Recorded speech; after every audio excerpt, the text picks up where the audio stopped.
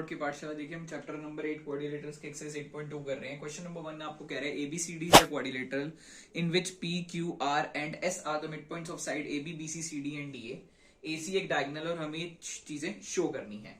अब हमें पता है बच्चों की ABCD नाम का हमारे पास क्या है, एक क्वाड्रिलेटरल है और हमने उससे तीन चीजें प्रूव करनी है। एक चीज पता है कि PQR और S जो है वो मिड पॉइंट्स हैं। सो स्टूडेंट्स अब हम क्या कर रहे हैं, देखिए प्रूफ आपको पहले बता दूं, ये एक्सरसाइज करने के लिए आपको मेरी से पहले वाली video that is mid point theorem देख करके आनी पड़ेगी, क्योंकि ये एक्सरसाइज पूरी उसी थ्योरम पे बेस्ड है। देखिए अब आपको क्या नजर आ रहा है, एक ट्राइंगल सबसे पहले मैं ले रहा हूं, एक ट्राइंगल ABC। इस ABC के अंदर आपको नजर आ रहा है AB का मिड पॉइंट है P, BC का मिड पॉइंट है Q।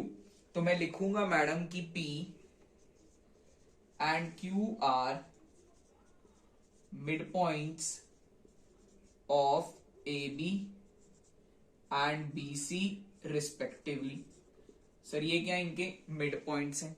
सो स्टूडेंट्स अब आप लोगों ने मेरे साथ पढ़ रखा है, आप लोगों ने मेरे साथ क्या पढ़ा हुआ है कि अगर किसी ट्राइंगल के अंदर, जो मैंने मिड पॉइंट थ्योरम बताई थी, अगर किसी ट्राइंगल के अंदर उसकी दो साइड के मिड पॉइंट से एक लाइन आ रही है, वो तीसरी लाइन के पैरेलल भी होगी और आधी भी होगी। आपने पढ़ी थी मिड पॉइंट थ्योरम, वही चीज मैं यूज कर रहा हूं। देखिए बोलूंगा मैम देयरफॉर, देखिए ABC एक ट्राइंगल है, एक साइड के मिड पॉइंट और दूसरी साइड के मिड पॉइंट से एक लाइन जा रही है PQ।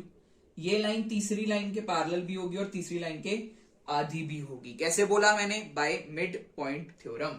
तो मैं बोलूंगा मैम देयरफॉर PQ जो है वो पैरेलल होगी AC के और PQ जो है वो आधी होगी AC के। रीजन लिखेंगे बाय मिड पॉइंट थ्योरम।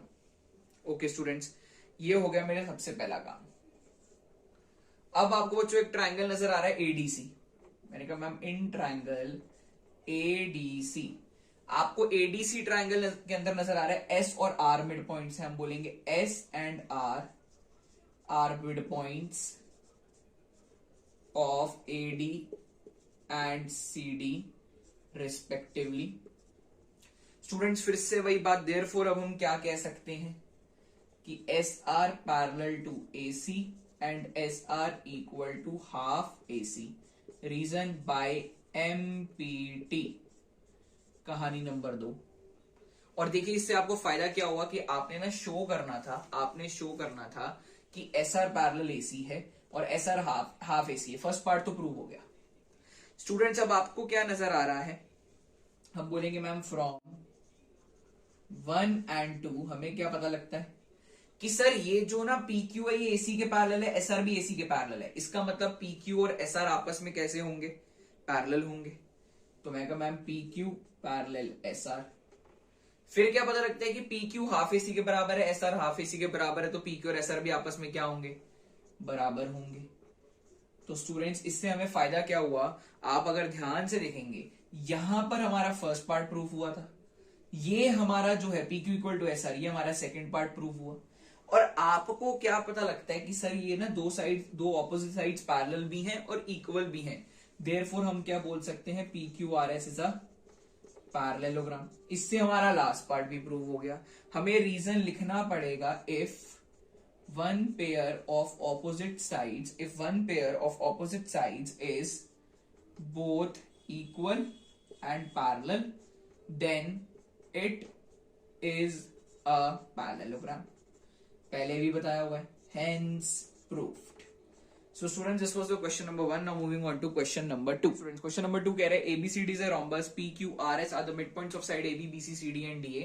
हमें शो करना है क्वाड्रिलेटरल PQRS क्या होगा, एक रेक्टेंगल होगा। तो इसके प्रूफ के लिए आपको सबसे पहले ट्राइंगल नजर आ रहा होगा DRS और साथ ही साथ आपको ट्राइंगल नजर आ रहा होगा BPQ। तो DRS और BPQ इन दोनों को देखो जी, अब हम क्या कर रहे हैं, कॉन्ग्रेंट कैसे कर रहे हैं। हम सबसे पहली चीज बोल सकते हैं कि मैम DS BQ के बराबर होगा। सर DS BQ के कैसे बराबर होगा, हम लोगों को ये पता है कि सर DS BQ कैसे बराबर है, क्योंकि आपको पता है कि ऑपोजिट साइड्स जो हैं, ये आपके पास ABCD एक रोम्बस है, तो इसकी ऑपोजिट साइड्स जो हैं वो क्या होंगी, बराबर होती हैं, सारी साइड्स इक्वल होती हैं। तो हमें पता है कि AD वाली साइड BC वाली साइड के बराबर है। तो अगर पूरी साइड बराबर है तो उसका टुकड़ा टुकड़ा भी बराबर होगा। तो AD वाली साइड का एक टुकड़ा है एस डी और दूसरी वाली साइड का एक टुकड़ा है बी क्यू, वो बी बराबर है। यानी हम बोल सकते हैं कि halves of opposite sides of rhombus. ठीक है जी, ये हो गया। इसके बाद हम क्या बोल सकते हैं, एंगल एस डी आर, आपको नजर आ रहा है एंगल एस डी आर और एंगल क्यू बी पी बराबर होगा ऑपोजिट एंगल्स की वजह से। ठीक है जी, और लास्ट चीज मुझे नजर आती है फिर से D R is equal to BP. और रीजन क्या लिखेंगे, रीजन ये वाला स्टेट करेंगे यहां पर। ठीक है जी, जब तीन चीजें हो जाती हैं, हमें पता है ट्रायंगल क्या हो जाते हैं, कॉन्ग्रेंट हो जाते हैं। तो हम बोल सकते हैं therefore triangle DRS is congruent to triangle BPQ by side angle side congruency rule. तो सर इसकी कॉन्ग्रेंसी से आपको क्या मिलेगा, इससे ना मैंने आरएस और पीक्यू को बराबर बोल दिया बाय सीपीसीटी। सीपीसीटी से इनको हमने बराबर बोल दिया है। अब क्या करें सर, सीपीसीटी से बराबर बोलने के बाद देखिए अब मैं क्या करूंगा, क्यूसीआर सिमिलरली ये वाला ट्रायंगल लूंगा और ये वाला ट्रायंगल लूंगा और सेम काम करूंगा। अगर क्वेश्चन ज्यादा नंबर का होगा तो आपको करके दिखाना पड़ेगा। अब मैं फटाफट से आपको करके दिखा रहा हूं।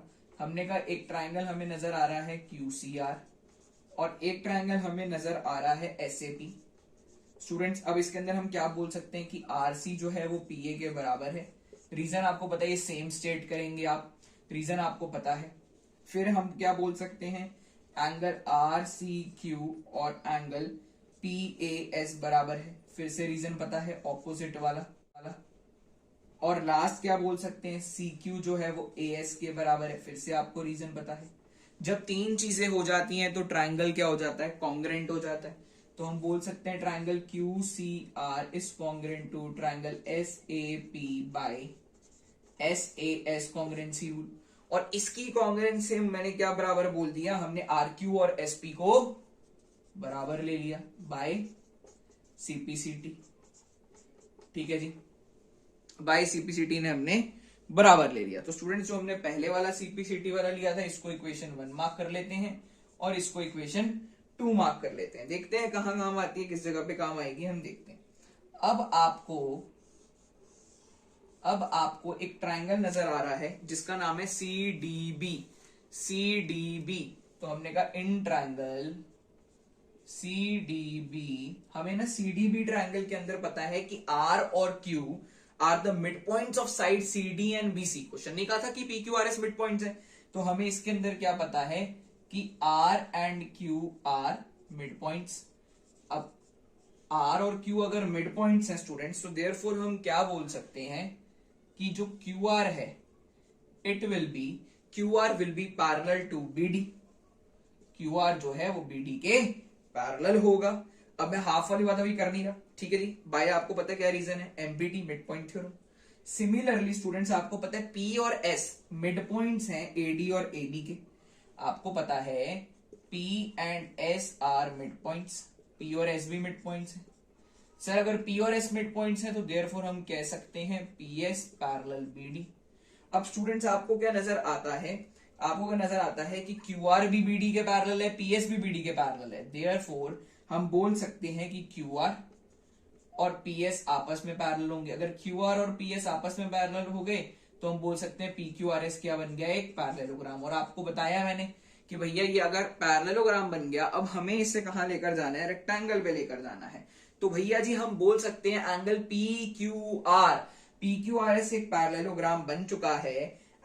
And also P Q are is of 90 degree, also P Q are is of 90 degree. P Q are कितने डिग्री का है, 90 डिग्री का है। अब बच्चों आपको नजर आता है पी क्यू आर एस, आपको पी क्यू आर एस नजर आ रहा है।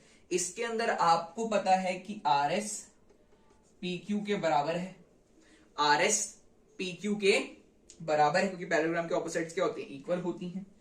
और आपको पता है आर क्यू एस पी के बराबर है। पहले मैंने बोला आर एस पी क्यू के बराबर, अब मैं बोल रहा हूं कि आर क्यू एस पी के बराबर है। ठीक है, एंगल क्यू क्वेश्चन के अंदर अभी मैं लेकर के आया हूं 90 डिग्री। तो मैं इससे क्या डिड्यूस कर सकता हूं कि अगर एक एंगल 90 डिग्री का आ गया Therefore, PQRS is a rectangle. Thank you students, thanks for watching this video. अगर आपको कोई भी डाउट हो तो आप इंस्टाग्राम पे जाके हमें डीएम कर सकते हैं। Thank you students, thanks for watching video. Like share subscribe जरूर करें। Bye bye.